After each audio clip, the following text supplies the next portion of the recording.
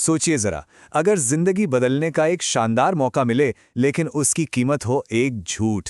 आज हम एक ऐसे ही मुश्किल सवाल को समझने वाले हैं जो इस्लामी विद्वान जावेद अहमद गामिदी से पूछा गया था। ये आस्था और धोखे के बीच की एक बड़ी कश्मकश है। तो सवाल यह था कि क्या अमेरिका में ग्रीन कार्ड हासिल करने के लिए एक नकली तलाक का सर्टिफिकेट दिखाना सही है, भले ही दिल में तलाक का कोई इरादा ही ना हो। एक तरफ है सपनों की दुनिया और दूसरी तरफ है एक धोखा। तो क्या इतना बड़ा मौका पाने के लिए एक छोटा सा झूठ चल सकता है? तो चलिए इस पूरे मामले को जरा परत दर परत खोलते हैं। सबसे पहले ये समझना जरूरी है कि आखिर ये नौबत आई ही क्यों, ये कहानी शुरू कहां से हुई और किस मोड़ पर आकर इतनी उलझ गई। तो देखिए, मामला कुछ ऐसा है। मंजिल है अमेरिका में एक नई जिंदगी शुरू करना, लेकिन रास्ते में एक अड़चन है, पाकिस्तान में हुई एक पुरानी शादी। और फिर एक शॉर्टकट नजर आता है, एक समाधान के तौर पर पेश किया गया नकली तलाकनामा। कागजों पर तो ये रास्ता बड़ा आसान लगता है ना? लेकिन क्या ये नैतिक तौर पर भी उतना ही सीधा है? और यहीं से मामला और भी पेचीदा हो जाता है। ये सिर्फ एक काम नहीं है, असल में ये एक काम अपने साथ साथ दो बिल्कुल अलग अलग सवाल खड़े कर देता है। एक सवाल है कानून का और दूसरा है ज़मीर का। तो हमारे सामने ये दो सवाल आते हैं।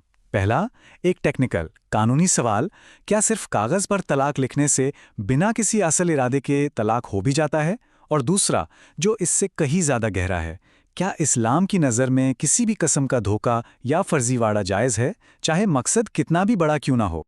तो जब ये पूरा मामला विद्वान के सामने रखा गया तो उन्होंने क्या कहा होगा? क्या उन्होंने कानूनी बारीकियों पर बहस की? नहीं, उनका जवाब बिल्कुल सीधा, साफ और सच कहूं तो थोड़ा चौंकाने वाला था। उन्होंने कहा, अल्लाह की पनाह मांगनी चाहिए, ऐसी बात है। ये सिर्फ एक जवाब नहीं था, ये तो एक चेतावनी थी। उन्होंने इस सोच को ही सिरे से खारिज कर दिया कि धोखे को कभी एक ऑप्शन के तौर पर भी देखा जा सकता है। तो यहां सबसे जरूरी बात समझने वाली है, विद्वान ने इस पर बहस की ही नहीं कि तलाक हुआ या नहीं, उन्होंने तो सीधे धोखे की जड़ पर चोट की। ये कुछ ऐसा है जैसे कोई पूछे कि क्या मैं जहर की थोड़ी सी मात्रा ले सकता हूं, और डॉक्टर जवाब दे, सवाल मात्रा का है ही नहीं, सवाल जहर का है। तो सवाल उठता है कि आखिर इतना सख्त इनकार क्यों? इसका जवाब इस्लाम के एक बहुत ही बुनियादी और खूबसूरत उसूल में छिपा है। ये उसूल है सदाकत। सदाकत का मतलब सिर्फ जुबान से सच बोलना नहीं होता, इसका मतलब है सोच में, काम में और इरादों में पूरी ईमानदारी। ये वो नींव है जिस पर इस्लाम में ईमान की पूरी इमारत टिकी हुई है। असल में दीन यानी धर्म को दो लफ्जों में समेटा जा सकता है, सफाई यानी पाकीज़गी और सदाकत यानी सच्चाई। ये वो दो पिलर हैं जिनके बिना ईमान का तसव्वुर ही मुमकिन नहीं है। और बस यहीं आकर सारी बात शीशे की तरह साफ हो जाती है। अगर ईमान की बुनियाद ही सच्चाई और सफाई है तो उसमें धोखा और फरेब कैसे फिट हो सकता है? ये दोनों चीजें तो एक साथ रह ही नहीं सकती, बिल्कुल रोशनी और अंधेरे की तरह। ये सीधे सीधे धर्म की रूह के ही खिलाफ है।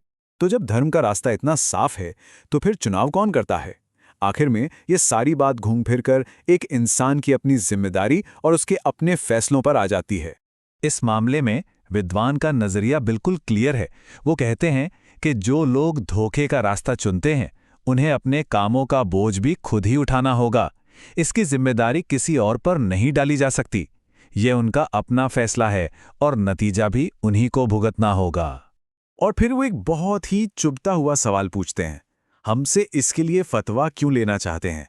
इसका मतलब बहुत गहरा है। वो ये कह रहे हैं कि कोई भी अपनी बेईमानी के लिए धर्म को ढाल नहीं बना सकता। किसी गलत काम पर ऊपर वाले की मुहर लगवाने की कोशिश नहीं की जा सकती। तो आखिर में ये हमें एक बहुत बड़े सवाल के चौराहे पर लाकर खड़ा कर देता है। जब उसूल और सुनहरे मौके आमने सामने हों तो कौन सा रास्ता चुना जाता है? ये सवाल सिर्फ इस एक कहानी का नहीं है, ये हम सबकी जिंदगी का सवाल है और इसका जवाब ही हमारी अपनी कहानी लिखता है। सोचने के लिए एक बहुत जरूरी ख्याल।